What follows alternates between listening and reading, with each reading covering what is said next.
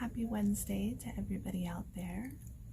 I hope everybody is having a good day, and I wanted to come back on here and talk about what we started talking about last week, which was microsteps. So I'm going to kind of move towards what microsteps mean for a stage 1 artist. So for a stage 1 artist, let's say you have made your song, whether it's from a DAW system in your home or a professional studio, and now you are ready to showcase your project and perform at a venue house. So at this point, you would want to call venue houses within your area first, because that's how you would want to start any movement, would be in your direct area. I wouldn't exceed 50 miles of your location. And I would start to focus on 3 or 4 venues that are showcasing your genre of music, making sure that you resonate well with the headlining act. And if you don't know, a headlining act is the stage 4 artist, the top artist, and you would be considered the opening act for that artist as a stage 1 artist. So let's say you have found a couple of venues in your area that you like. Now you want to take it to the next level, and this is kind of where you have a decision to make. Do you want to go to the venue house and see if you could potentially shake hands with the owner or the promoter? I always suggest that.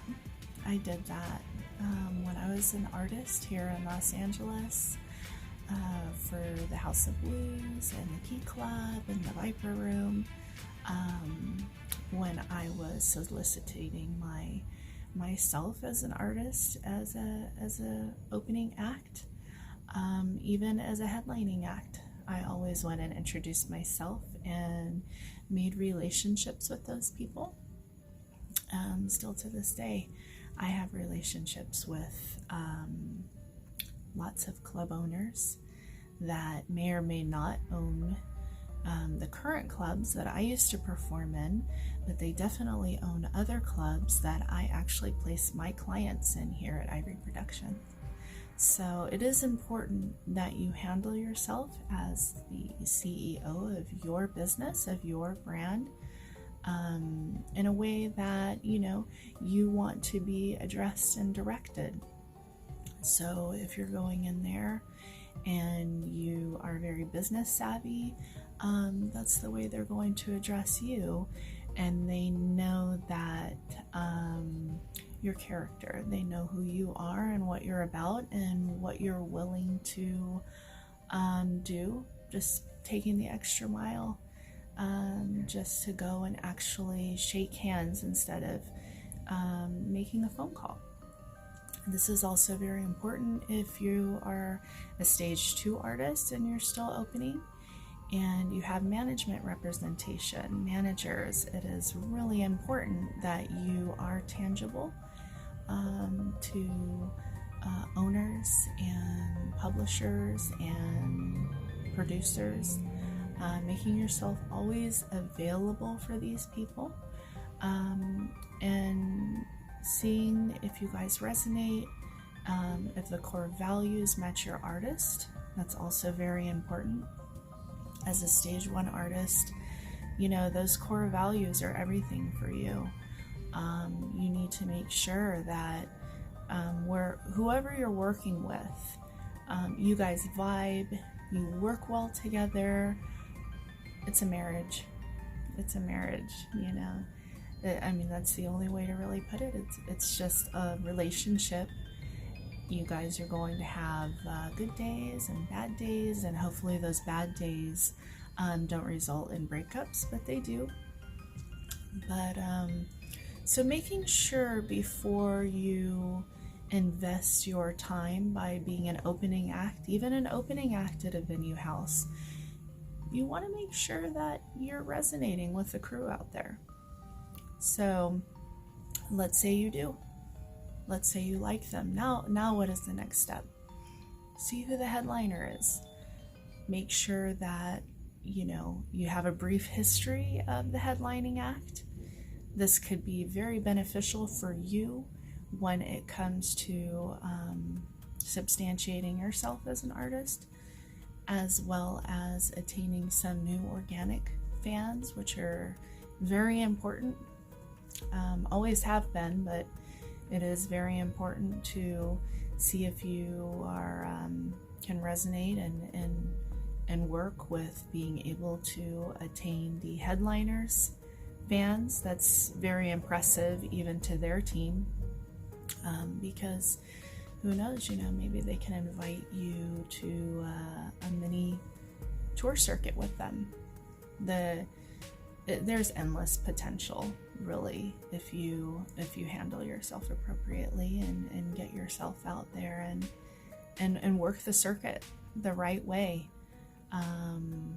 Remembering that 3 or 4 venue houses and mastering those 3 or 4 venue houses, it's so much more beneficial. I know I hear a lot of different people, oh, well, I've sent an email blast to 20 different venue houses, and why haven't I heard back from them? It's probably because it's sloppy. The way you're handling your business is sloppy, and you need to clean it up. You need to polish it up. And this is what's great as well over here at Ivree Productions. We develop our artists and make sure that they handle themselves in a way that people know that they mean business and here to make paper, and going to make the best of every situation. And which is one of the reasons why we have such a good rapport with venue houses all over the US and now Canada and getting into Europe. So that would be the first thing. Believe it or not, it is the first thing for you as a stage 1 artist, is already in the game, is to let people know that you are a serious artist, that you're not going anywhere, you're introducing yourself, you're letting people know who you are, you appreciate and value their time, making sure that your EPK is ready to go, making sure that you have some sort of website, for them to be able to see who you are. And so let's take it to another step where the owner or the promoter likes what you're giving to them, likes what you have represented, and you also are resonating well with them. Where do you go from here? Well, maybe the owner may say, I have 10 or 15 tickets I would like for you to sell within the headlining act. It does happen, and you need to sell these for $10.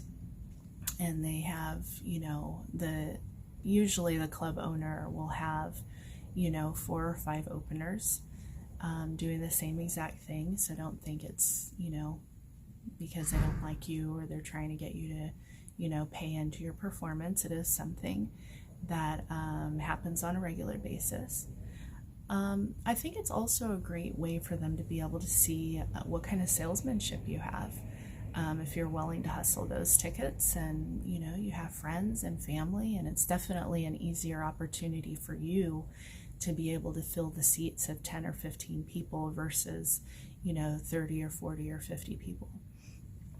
So once you take that on and you give them, let them know that the tickets have been sold, you have put yourself in a position now where you're no longer just a cold caller for the venue, right? Now you're in a position where you've taken on a directive that they have given you, you've handled it, and so the next time you want to open up for them, it's a no-brainer that they would definitely bring you back on. So hopefully this kind of gives you a little idea on how to go about starting to solicit yourself as an artist within the venue circuit and the showcase circuit. I will get more in depth with some showcases next week and kind of give you some ideas on events to call. So looking forward to next week. Until then.